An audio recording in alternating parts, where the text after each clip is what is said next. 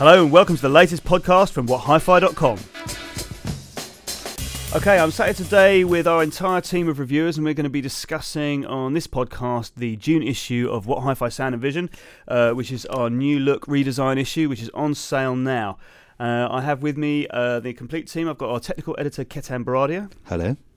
I've got our first test editor, Simon Lucas. Hello. Our news editor, Joe Cox. Hello.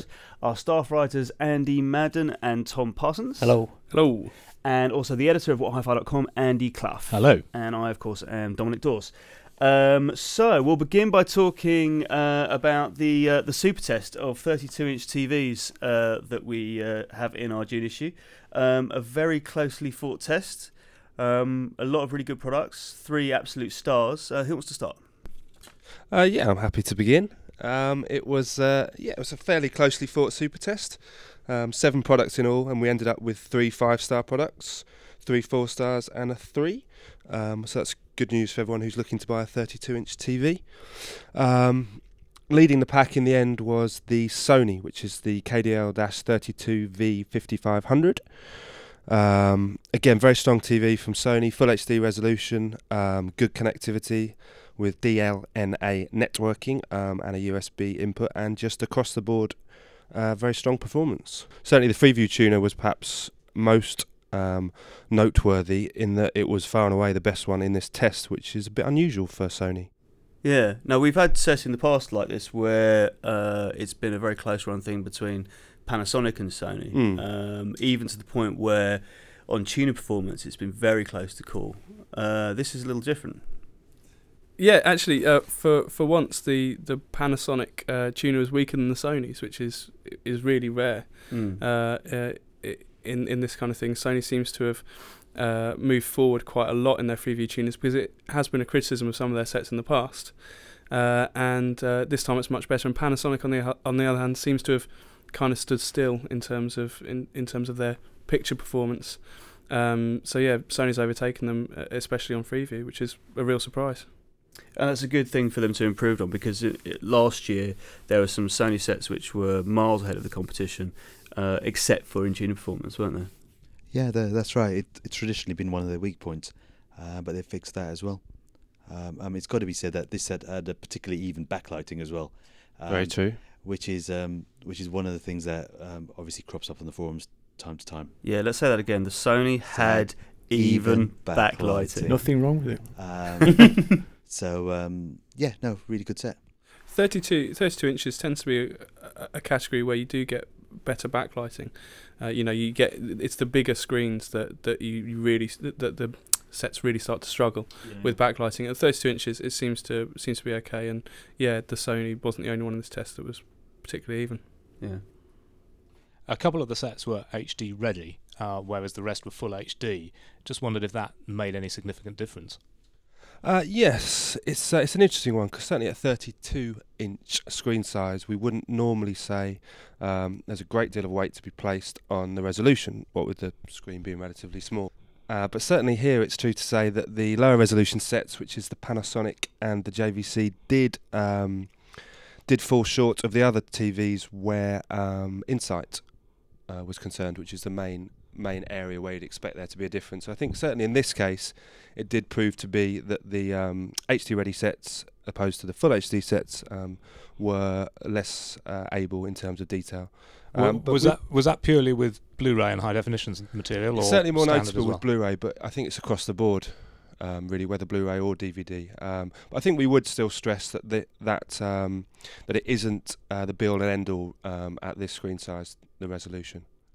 I think the mere fact that it was with DVD and Blu-ray suggests that the resolution bit wasn't a deciding factor, because obviously standard standard definition stuff like DVD, a HD ready set has to do much less processing than a full HD set, so you'd expect the full HD sets to be at a disadvantage when playing DVD, and the fact that the sets like Sony and so on did so well implies that it's innate quality rather than a spec thing. Yeah, because it's worth pointing out that all these sets, even the lower resolution, can deal with a 1080p 24 frames per second picture. But if you are sending that, then as you say, the lower resolution sets have to do more scaling.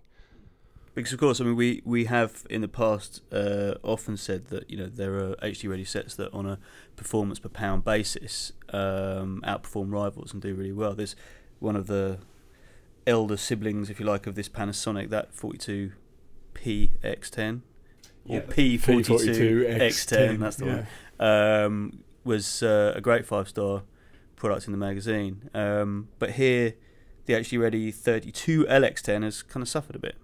It has, yeah. I mean, as we've touched on, it's still a good TV. It's a 4-star product. Just from Panasonic, you sometimes expect a little bit more, and the tuner wasn't quite up to the standard of the Sony. And as we've touched on earlier, in terms of overall insight, the Sony certainly pips it. Well, let's talk about the Samsung, because that's a pretty stylish-looking set. Performed really well, and it's got loads of functionality on it, hasn't it? Yes, it certainly is a very nice looking set. It's ridiculously thin, so if you're looking to stick it on your wall, or you just want one that won't take up much room, it's a very good option.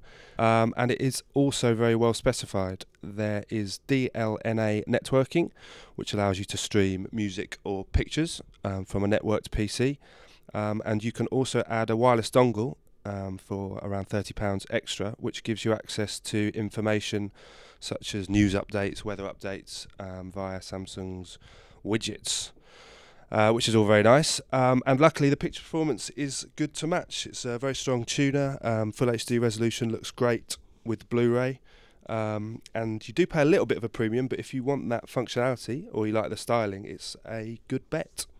And how close does it come performance-wise to the performance of the Sony? It comes close, but it's fair to say the Sony was a fairly comfortable winner in the end. Certainly in terms of overall detail and also smooth motion, the Sony's very strong. And again with the tuner, but the Samsung did run it close. And if you value that extra functionality, it's a good bet. Yeah, I think it's worth pointing out, isn't it, that although we do take all of these extra features into account, stuff like the widgets won't guarantee or take away a star necessarily, but they're worth bearing in mind for those people who are after those extra bells and whistles. But that, it wouldn't become a deciding factor in the Supertest. I'm just interested in the network capability, because we've seen quite a few sets now from the likes of Philips and Sony and Panasonic this year coming through with that and widgets and YouTube access and so on. I mean, what's the feeling? Is this a gimmick, or is it something that's actually quite useful? I think certainly something that we're going to see more and more of. It seems to be a technology that the individual TV companies are each in turn buying up and just giving their own take on it. Sony's got its Applicast feature.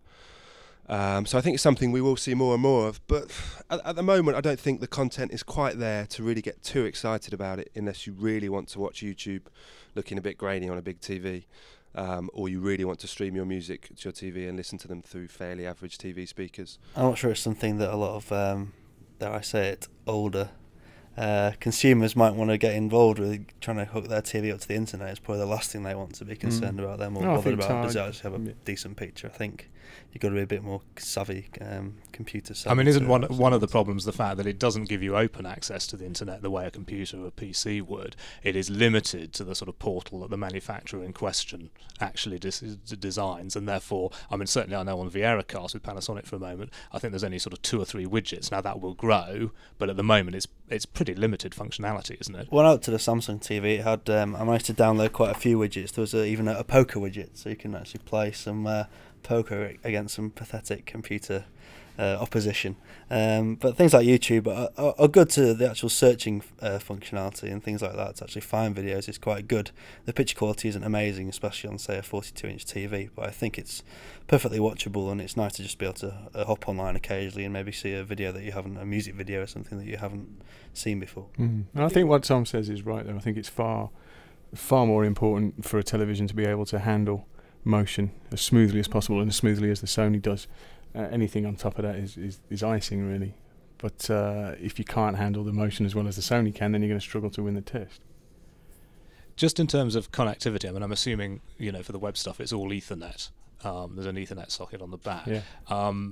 Do you have to then have a sort of cable trailing across your living room to your modem or internet connection, or is it Wi-Fi? Because I know on the Panasonic, for example, there isn't a Wi-Fi capability, whereas I think the Philips sets do have Wi-Fi. Some of them now, some of the new sets coming out that we'll see this year have Wi-Fi built in, and a lot of others will have optional dongles for Wi-Fi, which the Samsung has. But I think going back to that, I think Andy made a good point. That the kind of people who I think the manufacturers think will be interested in this kind of thing are the very sort of tech-savvy consumers. But I think these are the people who already have wireless networks in their home, which is why they're looking at something like this. But they also have, an iPhone or a similar mobile phone for accessing the internet, or they've got laptops and things. And personally, I just can't see that person choosing to navigate, a very limited version of the internet using a remote control when they've got a laptop or an iPhone next to them that will do, offer the whole internet in an easier to use fashion. So we'll see. But at this point, I'm not sure it offers enough to the right people yet. Now, of course, one manufacturer who's had kind of quite a varied performance recently, but including some really good TVs, is LG, and they've really come through with something special here, haven't they? Yeah, it's a good set from LG. As you say, it's been a bit up and down for them recently. We have seen the odd 5-star set, but we've also seen some 3-star products. This is the 32LH7000, which should retail for around £600, so competitively priced. And it's just strong all round. It's got the necessary spec. It's full HD resolution. And it drove the best TVs here very close. It's got a very strong tuner, possibly only pipped by the Sony. So if TV watching is a key concern for you, it's a good bet. But also with video, it's strong across the board. Good colours, solid with motion, and again, thanks to that full HD resolution, in part, it looks great and detailed with Blu-ray. So yeah, LG's a bit up and down. But if you pick the right model, there's some really competitively priced TVs there.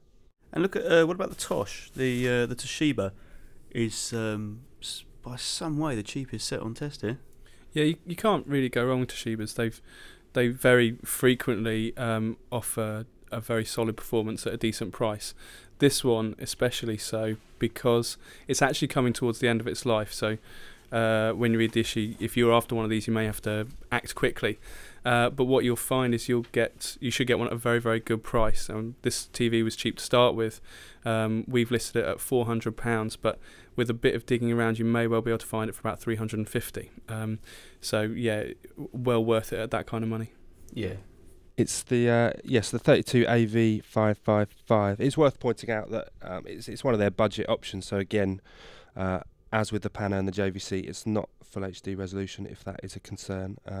But for this price, we're very impressed with the performance. I mean, it's hard to argue when it's that cheap. So yeah, if you want a really bargainous TV, this is one to look for. And with the 5-star products in here, I mean, they're all listed at around the same price, aren't they? About £600 mark. Yeah. We should be seeing those for less in the not too distant future, right? Yeah, I mean the market's a bit topsy-turvy at the moment, due to the wider financial situation. But generally the prices will come down, and certainly that Sony and the Panasonic we've seen at lower than the prices we've listed already. So yeah, with a bit of luck, they should come down too. It's funny, isn't it? Because there was talk of consumer electronics like TVs going up in price, but I really can't see. It does seem to have settled down, so a 32-inch TV will cost you around £500. Yeah. And you go up to 37, looking at £700 to £800, and £1,000 for a 40-inch, for example. But we don't seem to have seen prices rise particularly quickly, and even where manufacturers have launched new TVs at a slightly higher price than the previous version, it doesn't take long before retailers knock that price down a lot anyway.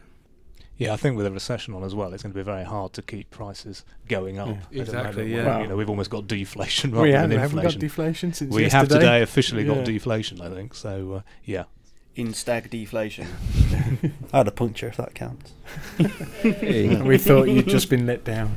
Okay, so some great products, but the Sony 32V5500 a clear winner. Well, thanks guys, and we'll be back here with another podcast next week on whathifi.com.